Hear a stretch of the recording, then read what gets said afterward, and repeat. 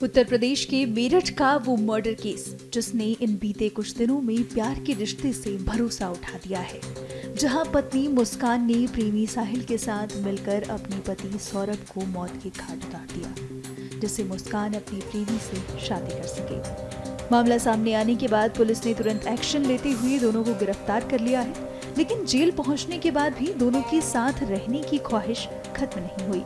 उन्होंने जेल प्रबंधन से एक साथ रहने की अपील की, हालांकि इसे सिरे से इनकार कर दिया गया, जिस संबंध में वरिष्ठ जेल अधीक्षक ने हमें बताया है।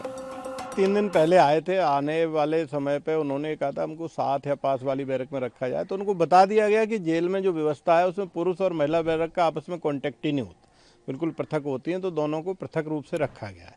नंबर 1। नंबर 2, चूँकि ये जो भी कोई भी बंदी आता है उसको हम स्वास्थ्य परीक्षण कराते हैं।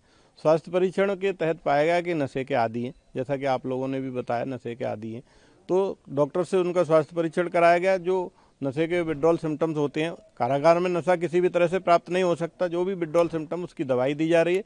नशा मुक्ति केंद्र के माध्यम से उनका इलाज किया जा रहा है, काउंसलिंग की जा रही है, योग मेडिटेशन ध्यान में उनको हम लोग लगा रहे हैं। हमारा प्रयास ये है कि आम बंदी उनसे दूर रहें, बार बार उनके केस के बारे में न पूछें। कल जो मुस्कान महिला बंदी है उसने मुझसे मिलने की इच्छा जाहिर की थी, तो मैंने उसको बुलाया, तो उसने कहा कि मेरे घर वाले मुझसे नाराज़ हैं, मुझसे केस मेरा नहीं लड़ेंगे, मेरा केस वो नहीं लड़ेंगे, अतः मुझे एक सरकारी वकील दिलाया जाए।